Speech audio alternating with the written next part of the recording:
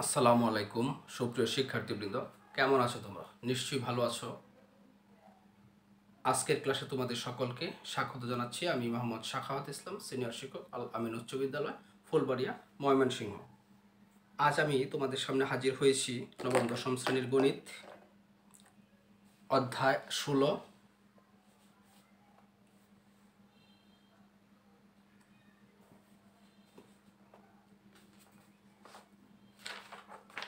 পৃষ্ঠা চলে যাব 301 পৃষ্ঠার চতুর্ভুজের ক্ষেত্রফল নির্ণয়ের সূত্রগুলো আমরা কিভাবে প্রতিপাদন করি এটা নিয়ে আমরা আলোচনা করব আজকে। তাহলে চলো আমরা দেরি না করে শুরু করা যাক।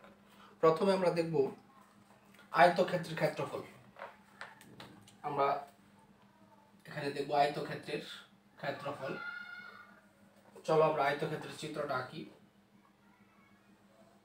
একটা আয়তক্ষেত্র যদি আমি আঁকি, কিভাবে এই আয়তক্ষেত্রের ক্ষেত্রফলটা আমরা নির্ণয় করতে পারি। আমরা দেখব আয়তক্ষেত্রের ক্ষেত্রফল নির্ণয়ের যদি আয়তক্ষেত্রের আমরা একটু এ বি সি ডি, এই এ বি সি ডি আমাদের বইয়ের 301 পৃষ্ঠায় এটা আছে। প্রথমে আয়তক্ষেত্রের ক্ষেত্রফল এ বি সি ডি একটি আয়তক্ষেত্র। এ বি সমান সমান যদি এ হয়, বি সি সমান সমান যদি স্মল বি হয়, এবং তার কর্ণ আমরা যদি আঁকি, এটা স্কেল দিয়ে আমরা সুন্দর করে আঁকবো, কর্ণ এসি সমান সমান যদি সি হয়, তাহলে এই আয়তক্ষেত্রটির ক্ষেত্রফল কি হবে। আমরা এখান থেকে একটা জিনিস খেয়াল করি।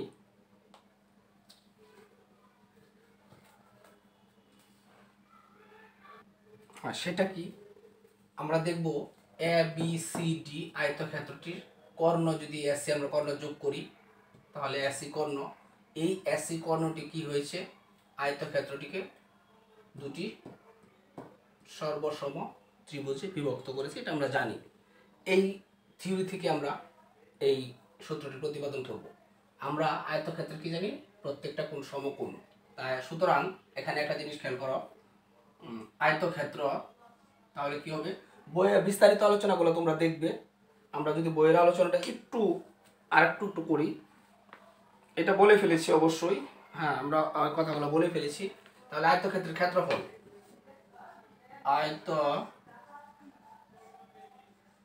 আয়তক্ষেত্রের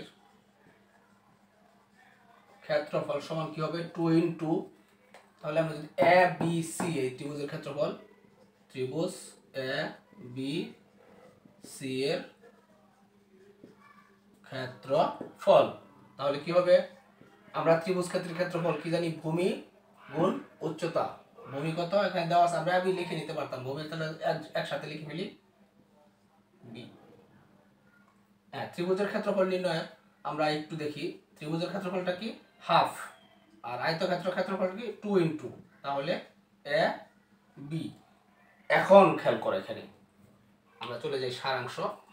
যদি আমরা আয়তক্ষেত্রের ক্ষেত্রফল এই কথাটা চলে আসতাম, তাহলে আমাদের কি হতো, আয়তক্ষেত্রের ক্ষেত্রফল, আয়তক্ষেত্রের এটা কি আয়তক্ষেত্রের দৈর্ঘ্য, বিটা কি স্মল বিটা কি আয়তক্ষেত্রের প্রস্থ, অর্থাৎ আয়তক্ষেত্রের ক্ষেত্রফল হলো কি দৈর্ঘ্য গুণ প্রস্থ। আশা করি তোমরা এটা বুঝতে পেরেছো। এখন চলে যাও, আমরা যদি এই আয়তক্ষেত্রটির কর্ণ নির্ণয় করি, এখান থেকে আমরা যদি যাই এই আয়তক্ষেত্রটি যদি কর্ণ নির্ণয় করি, কোন আয়তক্ষেত্রের বাহুর দৈর্ঘ্য দেওয়া আছে, তার কর্ণ নির্ণয় করি, তাহলে 2 নম্বরে আমরা চলে যাই। এখানে 2 নম্বর আয়তক্ষেত্রের বাহুর দৈর্ঘ্য এ বি,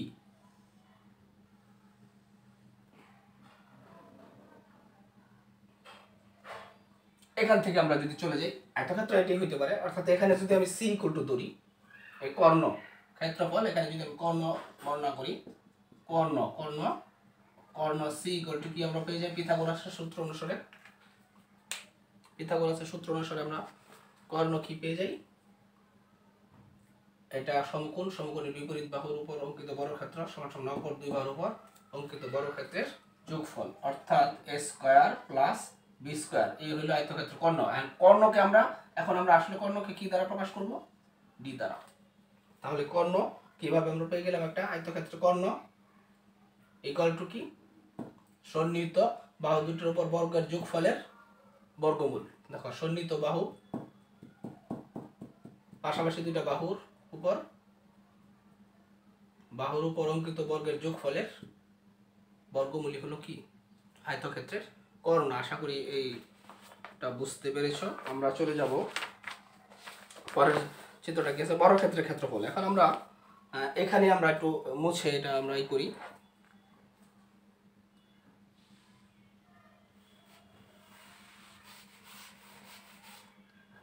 এটা যদি আমার কি হয়, বর্গক্ষেত্র হয়। আয়তক্ষেত্র হলে এটা কি হয়ে যাবে, বর্গক্ষেত্র হলে কি বাহু দুটো কি হয়ে যাবে, সমান হয়ে যাবে। চলো আমরা বর্গক্ষেত্র যদি হয় তাহলে কি কাজ করি, কর্ণটা রাখলাম বি, বর্গক্ষেত্র। চলো আমরা এখন বর্গক্ষেত্রের ক্ষেত্রফল নির্ণয় করি। তাহলে বর্গের ক্ষেত্রফল, আমরা এটা জানি বর্গের কর্ণ কি কাজ করতেছে, বর্গের কর্ণ এ বি সি ডি যদি একটা বর্গ হয়, এ বি সমান স্মল এ, বি সি সমান স্মল বি, এবং কর্ণ এ সি সমান ইকুয়াল টু কি ধরেছি আমরা, সি ধরেছি। সি ধরতে পারি আমরা, ডি ধরতে পারি। তাহলে কি হয়ে গেল, বর্গের ক্ষেত্রফলটা কি হয়ে যাবে, এই কর্ণ কি করছে, বর্গকে দুটি সমান ত্রিভুজে বিভক্ত করেছে। সুতরাং বর্গের ক্ষেত্রফল ইকুয়াল টু কি 2 ইন্টু এ বি সি ত্রিভুজের ক্ষেত্রফল। আর এ বি সি ত্রিভুজের ক্ষেত্রফল এখন কি হবে, 2 ইন্টু 2 তো আছেই, ত্রিভুজের ক্ষেত্রফল হলো হাফ ভূমি গুণ উচ্চতা। যেহেতু এটা বর্গ তাহলে এটা কি হয়ে যাবে, সমান। তাহলে কি হয়ে গেল, এ স্কয়ার। সুতরাং বর্গের ক্ষেত্রফল আমরা কি পেয়ে গেলাম, বাহু, বর্গের প্রত্যেকটা বাহু এ, বর্গের ক্ষেত্রফল আমরা কি পেয়ে গেলাম, বাহু স্কয়ার।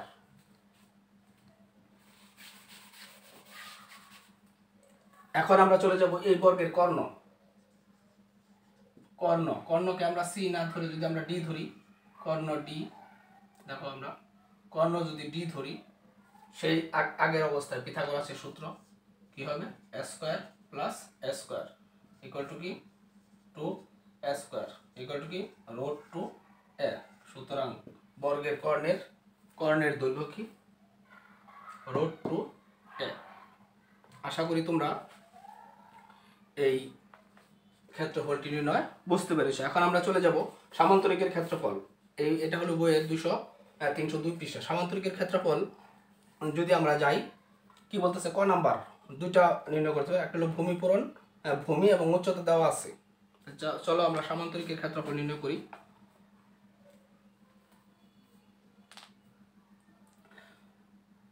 সামান্তরিকের বেলায় একই ঘটনাই হবে। আমরা যদি সামান্তরিকটা এখানে নির্ণয় করি, দেখো এটা আমি মুছে দিব, এখানে সামান্তরিকটা নির্ণয় করব। সরি, সামান্তরিকটা কি হবে, যদি এমনটা হয়,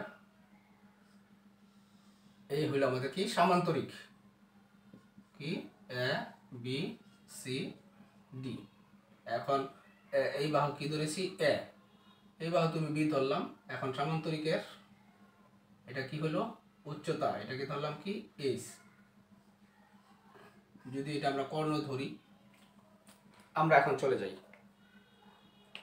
হ্যাঁ কর্ণ, যেহেতু আমরা এই পাশে আমরা এইচটা নিছি, আমরা কর্ণটা এই পাশেটা নিই।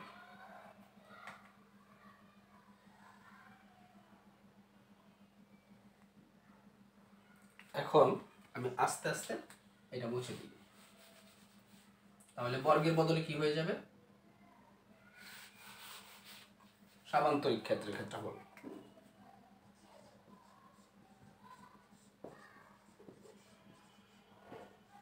সামান্তরিক ক্ষেত্রের ক্ষেত্রফল। এখন আমরা এখানে চলে যাই। সামান্তরিক ক্ষেত্রের ক্ষেত্র যদি কি হয়, এ বি সি ডি, যার এটা কি বলতেছে, ভূমি এবং উচ্চতা। আমরা এই বাহুটার কথা এখন আপাতত চিন্তা করবো না। ভূমি এবং উচ্চতা, ভূমি যদি এ হয়, উচ্চতা যদি এইচ হয়, তাহলে এই সামান্তরিকটির ক্ষেত্রফল কি হবে। এখন বলতেছে সামান্তরিকের আমরা কর্ণ কি করেছি, বিডি একটি কর্ণ। তাহলে এ বি ডি দুইটা একটা ত্রিভুজ।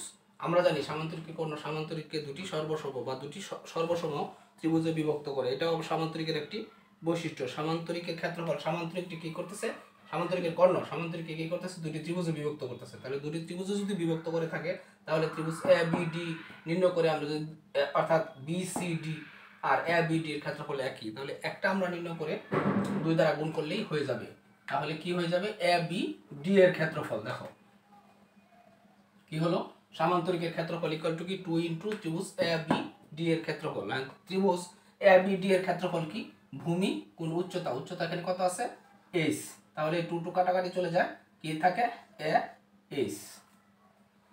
আশা করি তোমরা এই ক্ষেত্রফল নির্ণয়ের সূত্রটি বুঝতে পেরেছো। এখন বলতেছে একটি কর্ণ এবং ওই কর্ণ থেকে বিপরীত কৌণিক বিন্দু কর্ণের বিপরীত কৌণিক বিন্দু থেকে উক্ত কর্ণের উপর অঙ্কিত লম্বের দৈর্ঘ্য দেওয়া আছে। খ নাম্বার কি দেওয়া আছে একটি কর্ণ। আচ্ছা চলে যাও একটি কর্ণ দেওয়া আছে, আমরা এটাকে আবার মডিফাই করে লিখি।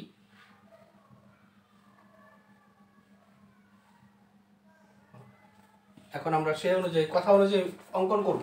কি আছে একটি কর্ণ এবং এই কর্ণ কি তার যে কোনো একটা বিপরীত বাহু এই দিক দিয়ে হইতে পারত। কর্ণ কি আছে ধরি আমরা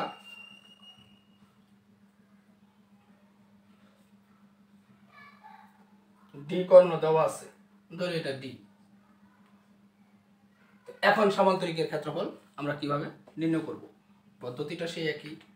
আমরা জানি সামান্তরিকের কর্ণ সামান্তরিকে দুটি সর্বসম ত্রিভুজে বিভক্ত করে। এই যে সর্বসম বিভক্ত করলো কি ত্রিভুজ এ সি ডি যদি আমি নেই, সামান্তরিকের ক্ষেত্রফল কি হবে এই এ সি ডি আর এ বি ডি এই দুইটা ত্রিভুজের যোগফল, অথবা একটা ত্রিভুজ বের করে 2 দ্বারা গুণ করে দিলাম, তাহলে আমাদের কি আছে এ সি ডি।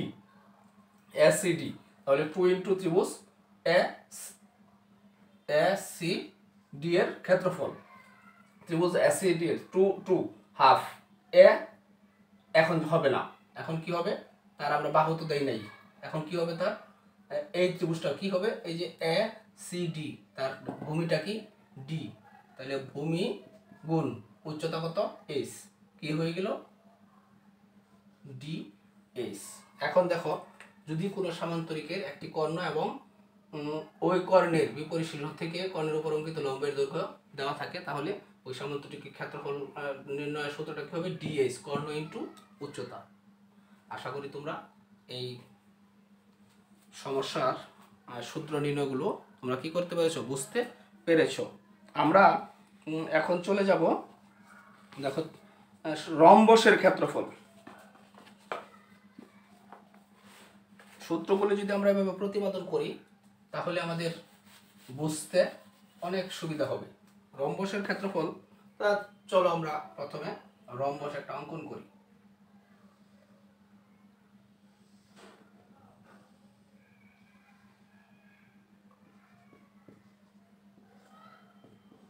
রম্বসের ক্ষেত্রফল যদি আমরা নির্ণয় করি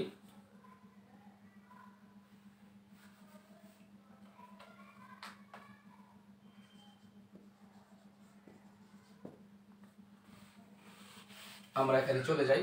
এখন আমরা দেখব রম্বসের দুটি কর্ণ দেওয়া আছে, মনে করি এ বি সি ডি একটা রম্বস, তার দুইটা কর্ণ দেওয়া আছে, দেখো একটু খেয়াল করে। তাহলে এই রম্বসের ক্ষেত্রফল কিভাবে আমরা নির্ণয় করতে পারি? একটা কর্ণ কি দেওয়া আছে D1, অপর কর্ণটি কি দেওয়া আছে D2। এখন এই রম্বসের ক্ষেত্রফল দুটো আমরা কি করব নির্ণয় করব। আমরা জানি রম্বসের কর্ণদ্বয় কি কাজ করে, রম্বসটিকে দুটি সর্বসম ত্রিভুজে বিভক্ত করে। আরেকটা কাজ করে রম্বসের কর্ণদ্বয় পরস্পরকে সমকোণে সমদ্বিখণ্ডিত করে। আমরা যে কোনো একটায় চলে যাই। এখন দেখো এটা এই কথাটার মধ্যে আমরা একটু যদি আসি, রম্বসের কর্ণদ্বয় পরস্পরকে কি করে সমকোণে সমদ্বিখণ্ডিত করে, তাহলে এটা আমরা বুঝে গেলাম এটা কি তার উচ্চতা। এখন আমরা রম্বসের ক্ষেত্রফল এই জায়গায় আমরা চলে যাই নির্ণয় করতে গিয়ে। এ সি ডি এটা একটা ত্রিভুজ যার ভূমি হলো এসি আর উচ্চতা হলো এই D2 এর অর্ধেক। কেন? রম্বসের কর্ণদ্বয় পরস্পরকে সমকোণে কি করতেছে সমদ্বিখণ্ডিত করতেছে। তাহলে রম্বসের ক্ষেত্রফলটা কি হবে ত্রিভুজ ক্ষেত্র 2 ইনটু ত্রিভুজ এ সি ডি এর ক্ষেত্রফল। এখন এই কি হবে, 2 ইন্টু ত্রিভুজ এসিডি এর ক্ষেত্রফল একটা ভূমি মানে কি d1 ইন্টু কি উচ্চতার এই d2/2 d2/2। তাহলে আমি কি পেলাম 2 2 কারা d1 ইন্টু কি d2। আমি এই কথাটা এইটা আরেকবার একটু বলি। এখানে চলে যাই আমরা। এই রম্বসের এ বি সি ডি একটি রম্বস, কর্ণ কি আছে একটা এসি আর একটা কি আছে বিডি। এখন রম্বসের কর্ণ দিয়ে কি কাজ করতেছে, পরস্পরকে সমকোণে সমদ্বিখণ্ডিত করে। যদি সমকোণ হয় তাহলে আমরা কি করতেছে রম্বসের এসি কর্ণটা বিবেচনা করি। এসি কর্ণ কি করলো, rhombus A B C D কে সর্বসম ত্রিভুজে কি করলো, বিভক্ত করলো। এ বি সি ডি কে দুইটা সর্বসম ত্রিভুজে বিভক্ত করলো এবং এই কর্ণ দুইটা কি করছে, পরস্পরকে সমকোণে সমদ্বিখণ্ডিত করছে। অর্থাৎ আমরা যদি এখানে একটা মার্কিং করি ও, তাহলে বলবো আমরা বিও এবং ডিও পরস্পর সমান। এখন বিওর মানটা কত হবে, যদি বিডির মান d2 হয় তাহলে ডিওর মানটা কি হাফ d2। আমরা এইভাবে এই রম্বসের কর্ণগুলো কি করতে পারি, নির্ণয় করতে পারি। যদি আমরা ও দিতাম, আমি ও এখানে দেই নাই, আমরা যদি ও দেই, ও আমার এখানে যদি আমি দেই, না দিলেও এটা ইয়া হয়ে যায়, তাহলে রম্বসের ক্ষেত্রফল কি হবে, A B D S C D ত্রিভুজের ক্ষেত্রফলকে 2 দ্বারা গুণ করলে এই রম্বসের ক্ষেত্রফলটা পেয়ে যাব। এই ত্রিভুজের এস সি ডি ত্রিভুজের ক্ষেত্রফলটা কিভাবে নির্ণয় করব, এই যে 2 দ্বারা গুণ করেছি। এখন এস সি ডি ত্রিভুজের ক্ষেত্রফল নির্ণয় করব কি, হাফ। ত্রিভুজের ক্ষেত্রফলের সূত্রটা কি, হাফ ইনটু ভূমি গুণ উচ্চতা। এখানে আমাদের একটা কথা বাদ পড়েছে, আমরা একটু এখানে দেখি। হাফ ইনটু এই এই ত্রিভুজটির ক্ষেত্রফলটা সূত্রটা কি হবে, হাফ ইনটু ভূমি কত d1 ইনটু উচ্চতাটা কি d2/2। তাহলে এখানে আমাদের কি থেকে যাবে, হাফ। আমি এই উল্টা একটা হাফ বাদ দিয়ে দিয়েছিলাম। তাহলে দেখো আরেকবার একটু বলি, এসিডি এই ত্রিভুজটার ক্ষেত্রফলটা কি পেয়ে গেছি, 2 ইনটু এই ত্রিভুজের ক্ষেত্রফল কি পেয়ে গেছি, এসিডি ত্রিভুজের ক্ষেত্রফল কি পেয়ে গেছি, হাফ। এই হাফ ইনটু ভূমি গুণ উচ্চতা হলো ডিওর মান কত পেয়ে গেছি, d2 বাই এই যে হাফ ভূমি গুণ d2 বাই, তাহলে এই টু কাটাকাটি আছে, হাফ আছে, অর্থাৎ d1 into d2 half d1 d2। সুতরাং রম্বসের ক্ষেত্রফল কি হবে, হাফ d1 d2। আশা করি তোমরা এই সমস্যা এই ক্ষেত্রফল কি বলে রম্বসের ক্ষেত্রফল নির্ণয়ের সূত্রটি বুঝতে পারে। যখন ট্রাপিজিয়ামের ক্ষেত্রফল, আমরা চলে যাব ট্রাপিজিয়ামের আমরা অঙ্কনগুলো দেখি। এখানে বিস্তারিত লেখা আমার লিখছি না, তোমরা বিস্তারিত লিখে শিখবে। চলো আমরা ট্রাপিজিয়ামের ক্ষেত্রফলটা নির্ণয় করি। ট্রাপিজিয়ামটা কি, এক জোড়া বাহু সমান্তরাল কিন্তু অপর জোড়া বাহু কি অসমান্তরাল। ধরো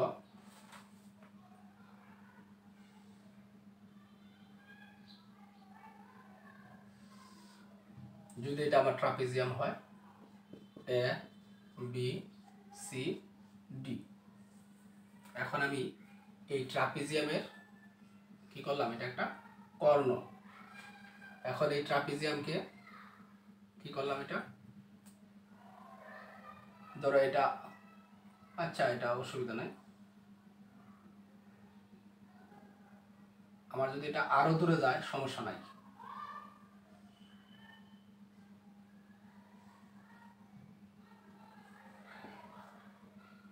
এটা আমি লম্ব আঁকলাম ই, কি হয়ে গেল।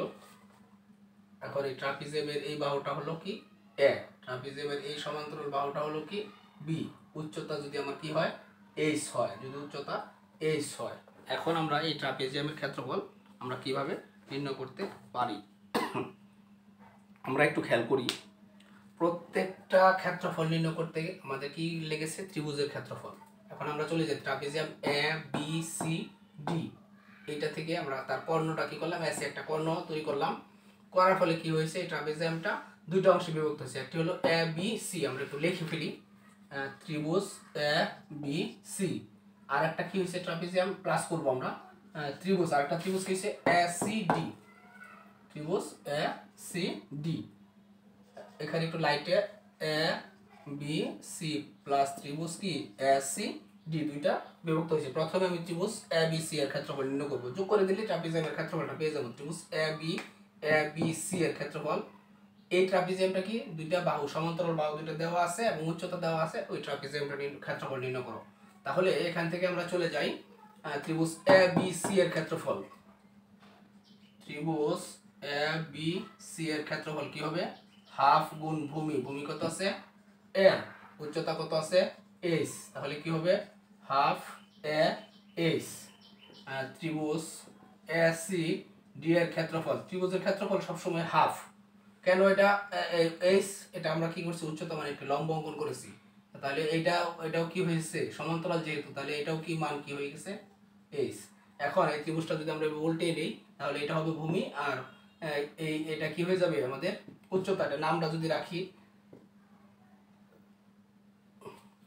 বইয়ের নামটা আমরা রাখি নাই, বইয়ের নামটা যদি আমি রাখি একটু, এটা যদি আমি ই রাখি আর এটা যদি আমি এফ রাখি, আর এই বাহুটার নাম আমি কি রেখেছি আমরা বি, বাহুটার নাম রেখেছি বি।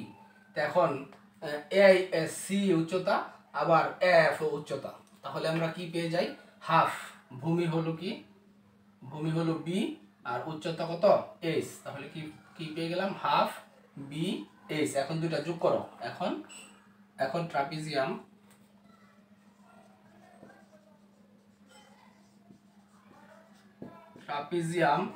এ বি সি ডি এর কি ক্ষেত্রফল সমান সমান কি দেখো, ত্রিভুজ এ বি সি প্লাস ত্রিভুজ এ সি ডি এর ক্ষেত্রফল। তাহলে ত্রিভুজ এ বি সি কি পেয়ে গেছি হাফ এ এইচ প্লাস ত্রিভুজ এ বি সিটা আর এ সি ডিটা কি হাফ বি এইচ। এখন এখান থেকে কি কমন যায়, হাফ কি কমন যায় এইচ কমন যায়, এ প্লাস বি।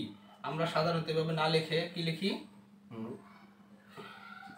হাফ ইন্টু সমান্তরাল বাহুদের দৈর্ঘ্য ইন্টু কি উচ্চতা, এটা আমরা লিখি।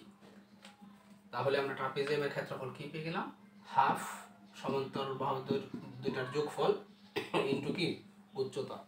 আশা করি তোমরা এই ক্ষেত্রফল নির্ণয়ের সূত্রগুলো প্রতিপাদন করা বুঝতে পেরেছো। সূত্রগুলো যদি প্রতিপাদন করা বোঝা যায় তাহলে সূত্রগুলো মনে থাকে।